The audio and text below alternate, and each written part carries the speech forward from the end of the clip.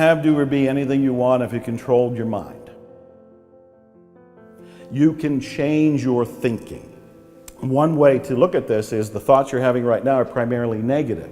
So that's the first thing to notice. Your thoughts are primarily negative. The second one is you're not your thoughts. You are separate from your thoughts. And this is massive, earth-shaking news if somebody's hearing it for the very first time. There have been books that are called You Are Not Your Mind, You Are Not Your Brain. And what they're saying is these thoughts that we're having them. We're not them. If we can detach enough to go, oh, here comes that I'm not good enough thought again, and let it go by, we are one step removed from it. Now we've clipped off that energy that was causing us to feel bad because of that thought. So that's the second step, is to become aware that I'm not my thoughts. Third step is to start to generate what you do want to think. And this is where things like affirmations, positive thinking, positive statements, instead of saying I'm not good enough, begin to say I am good enough. Begin to say this can work out for me. If this material has worked for other people, why can't it work for me too? You know, I'm human, they're human, and you can start to rebuild your software of the mind if you want, if you will. And these are all elements. And then there's, we can get into details like what you're going to tend to bring into your life are things that you think about a lot. Most people think about the things they're afraid of, the things that they're worried about. I tell people, why don't you start thinking about the things you love, the things you're passionate about. You're going to go in a new direction. You'll be happier, you'll be healthier, you're going to have better momentum, better enthusiasm. So the repetition of that is going to be a big thing. Emotion, going with those feelings of passion, is going to fuel you to go in a direction that you prefer. And actually having an image. And the image could be a graphical representation of what you want. It could be a house, it could be a car, it could be a job, it could be a pile of money, it could be spiritual awakening, whatever you can do. Because the brain, the reticular activating system in the brain, responds to repetition, imagery, and emotion. So all of this is in the direction of, it's like a condensed course on how to redirect your life, but becoming aware that you're not your thoughts, those negative thoughts, you can let them go. You can start to create new thoughts. You can actually aim where you want to go by choosing what you want, getting an image of what you want, fueling it with passion and love, and then you can start to create it almost organically and automatically. And why as humans do we tend not to do that? Where does this negativity come from? Is it an old survival instinct? That is exactly, you don't even need me to answer these questions. No. You already know. It is an old survival instinct. What we're on alert for, we're hardwired for it. We're on alert for danger. We're on alert for anything that can stop us from breathing, from living. And so our reticular activating system, that part of our brain in the back of our head at the top of the spine, is already hardwired to be on alert for anything that is a threat to you, your loved ones, your life, and all of this. And so negativity and fear and worry are all things programmed to alert you that that could be dangerous. And that's fine. Our reticular activating system and our survival is working. You're here, I'm here, your viewers are here. We can applaud that part of our system that is working. It is keeping us surviving. But what I and the other teachers are saying is that you can program it for other things. You can program it for what you want.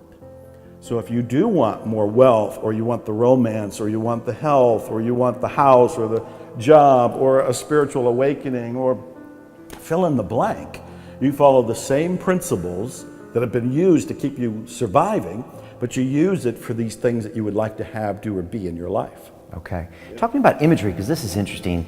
So if I want something, I need to actually conjure up and create an image like a vision board, or just have something in my mind I'm associating with that future outcome? Well, it's both. And what I look for is some sort of, I call it a graphical representation of what you want. And a vision board is a very popular way of doing it, because a vision board is pretty much like a big poster board, and people have cut out pictures of what they want. So I had a ride over here in a Mercedes. So if I wanted a Mercedes, I might go on Google and conjure up a bunch of different, search for a bunch of different images, find one that really makes me excited, print it, cut it out, and put it on the vision board.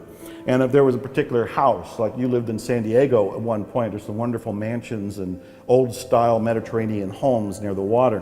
And if I wanted one of those, I'd find some sort of image of it, cut it out, and put it on the vision board.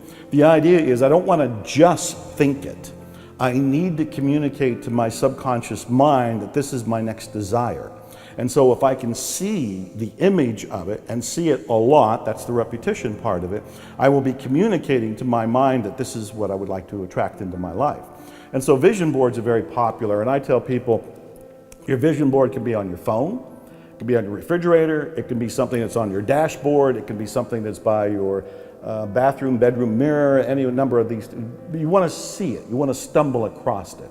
So it's not just thinking about it, because your mind can just go off in a different direction and bring you a different image. You need to be reminded of it. You want to put that up there and say, there's that house, there's that car, there's that bank account, whatever it happens to be. Okay. And should I have different images for different parts of my goals, like a house maybe, or a certain thing in my business, or a certain thing for my relationships, or my body, or? Yeah, that is a great question. There's mixed information on that. My own view is focus on one thing at a time. If you focus on one thing at a time, you are a missile, targeted and sending a powerful signal right into your subconscious mind.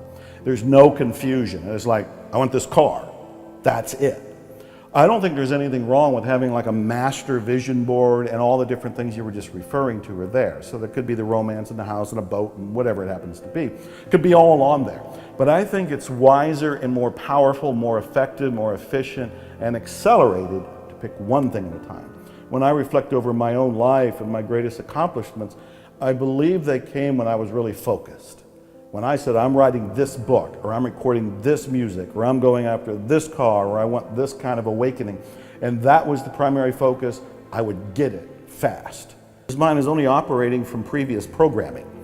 And the previous programming for virtually everybody is about lack and limitation, fear, worry, survival.